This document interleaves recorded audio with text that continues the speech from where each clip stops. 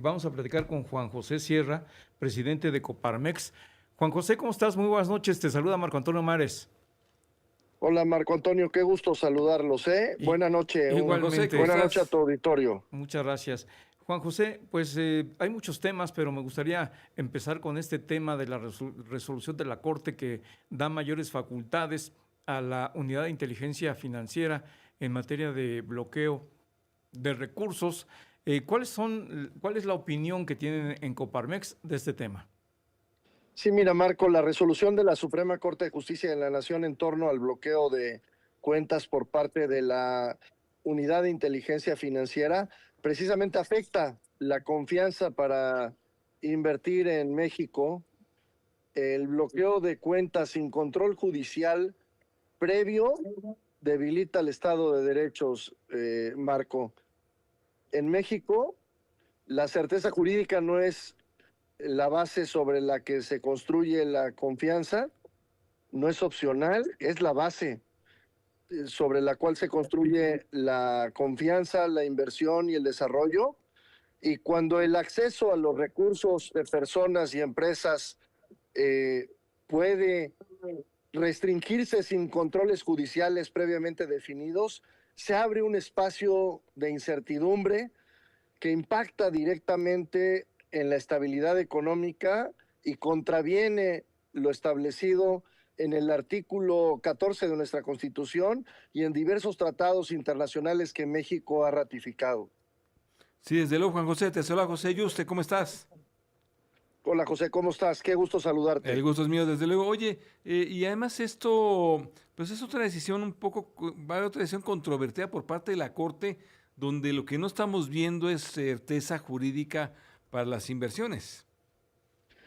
Sí, completamente, José. Hemos sido consistentes desde Coparmex en decirlo que México, si requiere ser atractivo a la inversión, necesita trabajar en temas de seguridad, de certeza jurídica y de energía.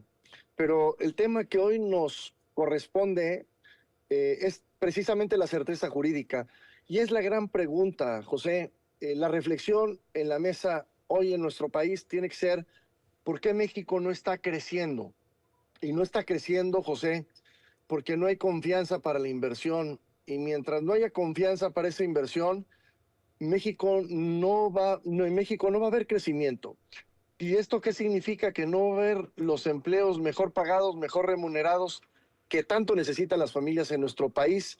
Y esto es importante decirlo. Y sin estos empleos, que ya lo dijo el INEGI, el empleo formal es el mejor programa social que existe en nuestro país y es el que ha permitido que la mayoría de los 13.7 millones de personas hayan salido de la pobreza, pues es importante que reflexionemos que hoy México necesita ser un jugador en esta realidad global atractivo a la inversión.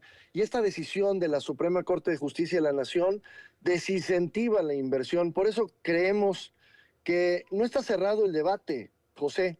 Se apenas empieza a abrirse el debate donde implica al legislativo y a las autoridades regulatorias precisamente a resolver estas lagunas que crean incertidumbre para la inversión, José. Pues sí, definitivamente, Juan José. Lo que estamos viendo son una serie de elementos que me gustaría poner sobre la mesa, Juan José, y que me dieras tu opinión. Está este tema del fortalecimiento de sus facultades de la UIF para el bloqueo de cuentas bancarias. Está también este reglamento que busca endurecer la política que combate el lavado de dinero y que va a afectar, de acuerdo con los expertos, a la mayoría de las personas que no tienen relación con ilícitos, pero que tendrán que tener más cuidado en la presentación de toda su documentación y todas sus actividades. Y por el otro lado, lo que tiene que ver con todo esto que se está planteando desde el gobierno con la ley de inversiones en infraestructura, las modificaciones a la ley presupuestal y hacendaria. Este conjunto de elementos, ¿en qué dirección están ustedes viendo que va? Mira, José, el impacto de esta resolución recae de manera desproporcionada sobre las micro, pequeñas y medianas empresas que son las MIPYMES, que representan más del 99% del tejido empresarial y cuya operación depende de la liquidez diaria. A diferencia de las grandes corporaciones, carecen estas MIPYMES de estructura jurídica, de reservas financieras para enfrentar procesos prolongados ante la Unidad de Inteligencia Financiera o tribunales. Un bloqueo de cuentas, incluso cautelar, puede impedir el pago de nómina, proveedores o créditos, poniendo en riesgo empleos, pero sobre todo, José, la viabilidad del negocio de esas micro, pequeñas y medianas empresas en el país. Yo te voy a dar un dato adicional.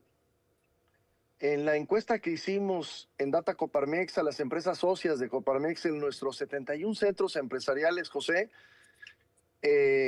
nos dicen que 6 de cada 10 empresas en diciembre del 2025 no ven un buen momento para invertir en nuestro país.